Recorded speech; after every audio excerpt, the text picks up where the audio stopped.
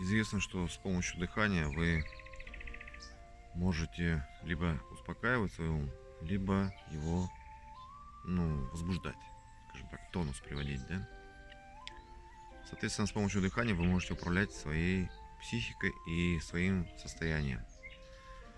Когда вам нужно успокоиться, вы делаете определенный тип дыхания, а когда вам нужно, наоборот, как-то собраться, да, сконцентрироваться, настроиться, тем более, если касается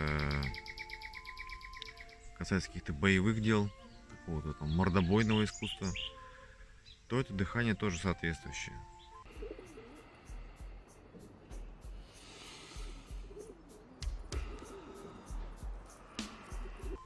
Если вкратце, то в теории, смотрите, для того, чтобы успокоить свой ум, для того, чтобы успокоиться, ваше дыхание должно быть плавным, ровным, спокойным.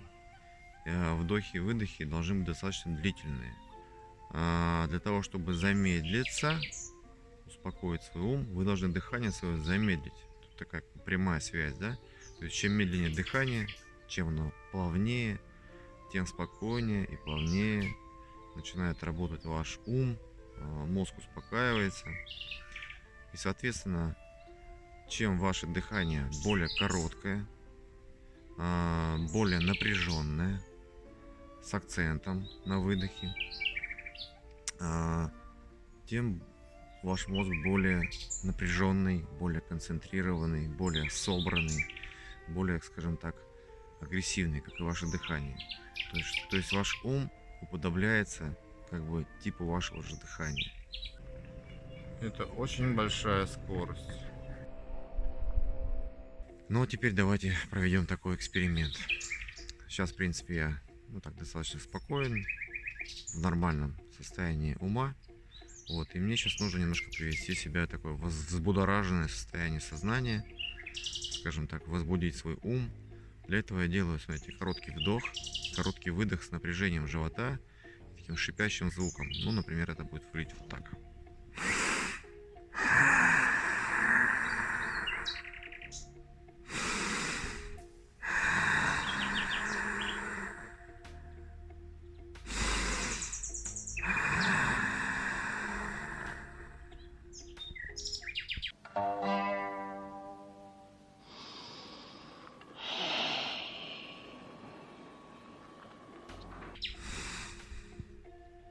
Ну, 3 раза достаточно.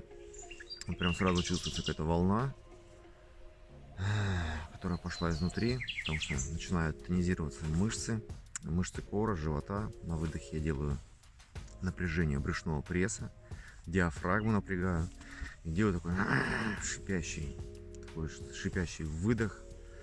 Вот этот тип дыхания в карате достаточно часто используется. Называется он ибуки. Чтобы в любую минуту быть готовым к защите, воины укрепляют свои мускулы с помощью специальной дыхательной гимнастики. Ибуки – это тот тип дыхания, который призван вас как бы разбудить, возбудить, заставить ваш ум быть более собранным, таком, в тонусе. А это уже приемлемая скорость. Теперь мы попробуем вот эту вот систему, которую мы сейчас немножечко разбудили ее, мобилизовали свою психику. Мы сейчас попробуем ее успокоить. Этот тип дыхания называется в карате ногаре. Ногаре — это значит тихое, спокойное, плавное дыхание. Смотрите, тоже делаю 3 таких цикла. Делаем вдох.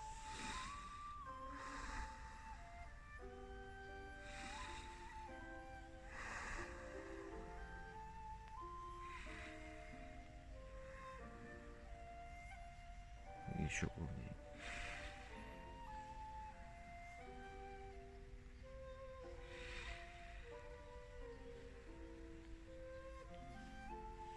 Вот примерно таким образом. И заметно все успокаивается, и даже звуки стихают, становятся как-то тише. Не знаю, может быть, мне показалось, но стало как-то тише. Этот тип для успокоения ума, для успокоения вашей психики, чтобы вам нужно расслабиться, да, когда вы делаете такие плавные вдохи и без паузы выдохи, без всякого напряжения.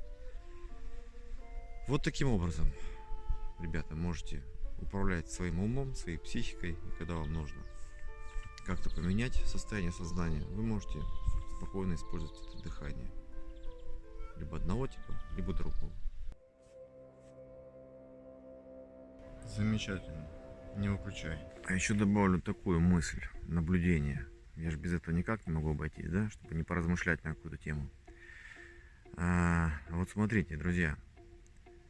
Представьте, как дыхание влияет на ваше сознание, на вашу психику, да? То есть вы можете сами попробовать возбуждающий тип дыхания, успокаивающий тип дыхания. А теперь подумайте, что если регулярно человек занимается каким-то определенным типом дыхания, ну, например, он очень часто дышит резко, с выдохом, делает какие-то напряженные такие вот выдохи, напряженные вдохи, паузы. И это происходит регулярно, достаточно длительное время. Но развитие таких способностей достигается длительными изнурительными тренировками. Как вы думаете, это повлияет на темперамент человека, на характер человека, на его психику? Не станет ли он более возбужденным, более нервным, более таким агрессивным? Я намекаю на боевые единоборства, там, где все удары сопровождаются резкими выдохами. Это обязательное условие, да? То есть при ударе вы должны что-то бьете по воздуху, вы делаете, или бой с тенью, или бьете мешок, или бьете макивару, да? Так или иначе, вы все свои движения сопровождаете резким дыханием. Это быстрые вдохи и резкие выдохи. Соответственно, неудивительно, что ребята, бойцы, они более агрессивны. Это моя гипотеза, это мое предположение. Потому что в течение длительного времени, год, два, три, определенный тип дыхания приводит к изменению ума, к изменению организма, психики, понимаете? Это же интересно. Если, допустим, взять ударников, то вот они вот достаточно резкие, агрессивные ребята.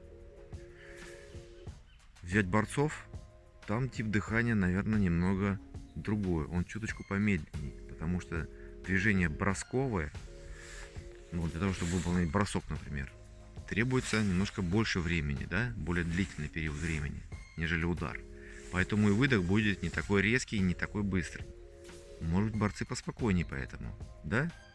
То есть они либо изначально туда идут такие, может быть, отбор, да, существует, либо борьба и тип дыхания, который соответствует борьбе, он таким образом влияет на формирование психики ребенка. Друзья, заметьте, ведь с детского возраста начинают заниматься всякими разными видами спорта. А теперь представьте, ребенок занимается, не знаю, там, плаванием, да, или стрельбой из лука.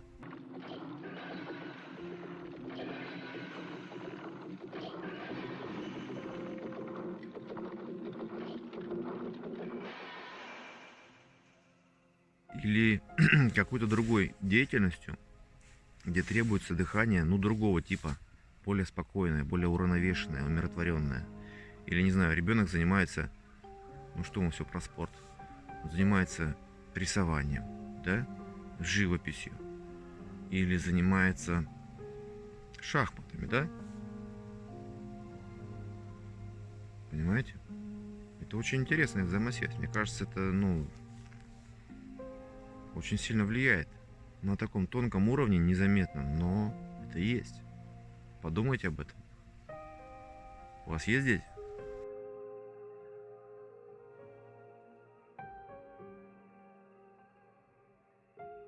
Всем спасибо. Ставьте лайки. Чао-чао.